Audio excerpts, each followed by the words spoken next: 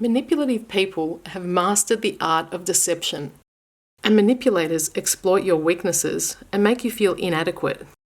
They prey on people who are emotionally sensitive and conscientious because they know they have a greater chance of manipulating those who are kind, caring, and who want to be helpful.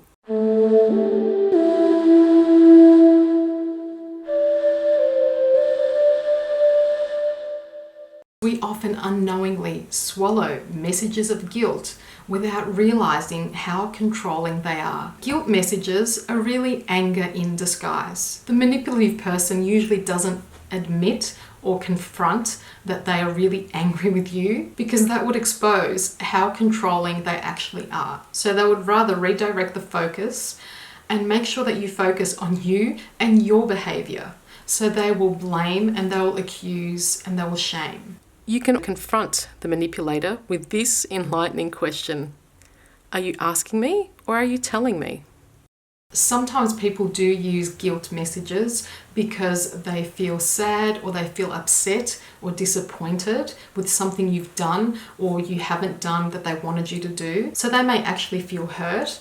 And many of us who grew up in dysfunctional families, this might be a normal way to communicate our hurt, our disappointment, and our sadness through guilt messages. However, these guilt messages are very disempowering. They're extremely controlling, and usually the person receiving those guilt messages will feel very stifled and like they can't have a life of their own. Manipulators will have a parasitic energy. They crowd your space.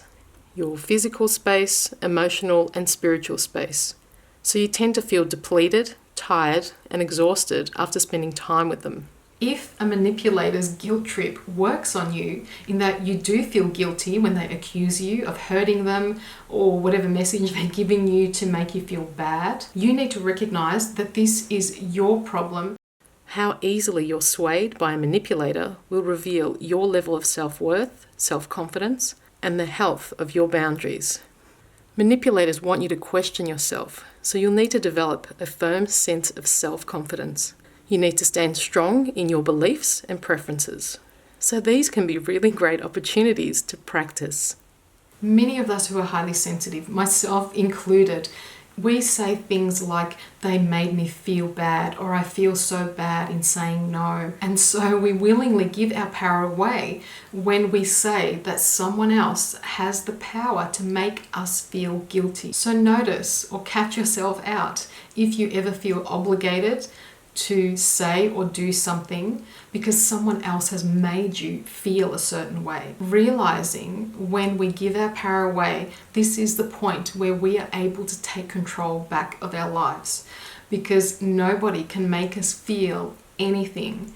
It's the fact that we choose to interpret that situation in that particular way. If we have strong boundaries and we have self-respect, and we truly believe that we have a right to make a choice or to have a preference, we won't have an issue with anybody making us feel anyway. We do not have to justify or explain our choices and decisions, and we certainly don't owe manipulators any explanation. Just tell them you have made your decision. Yes, you can tell them why you made a certain decision, but do not give the impression that your choice is up for negotiation. And another really important point to be really conscious of is if we're speaking to someone about their behavior or about the guilt trip that we feel that they are inducing, if you ask them to stop behaving a certain way or to stop making you feel a certain way, you are definitely caught up in their guilt trip. So be really assertive and let them know that how they feel is not your responsibility and that is their choice. So put the responsibility back in its rightful place. You can say something like, I understand that you're very unhappy about what I have chosen to do,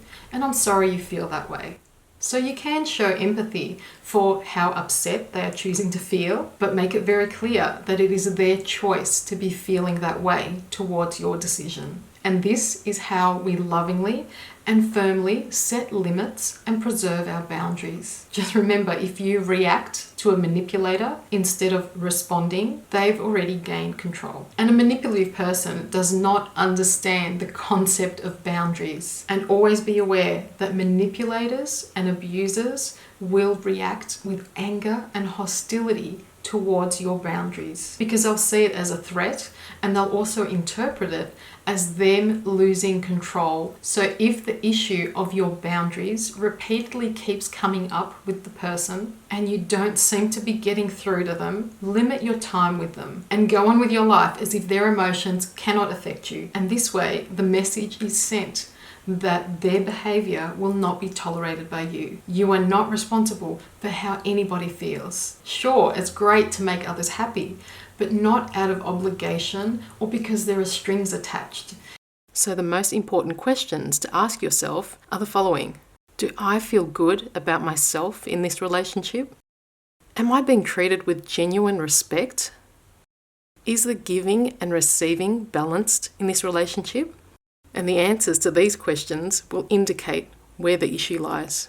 If we are doing things or agreeing to certain things out of guilt and obligation, we end up feeling resentful, and this is how we begin to lose ourselves. So always check in with yourself and perhaps even allow yourself some time to respond and not react. Perhaps let the person know, I will get back to you in 5 minutes or by the end of the day once I've sat with how I truly feel. And remember that people who love you and respect their relationship with you will not see you setting boundaries as a threat. In fact, they will respect you and they'll encourage you for setting your limits. This is such a big part of self-love, self-care, and it makes for a solid foundation of all healthy relationships that are based on mutual respect. And this is especially important for those of us who are highly sensitive, as we often find it difficult to discern where we end and where another person begins.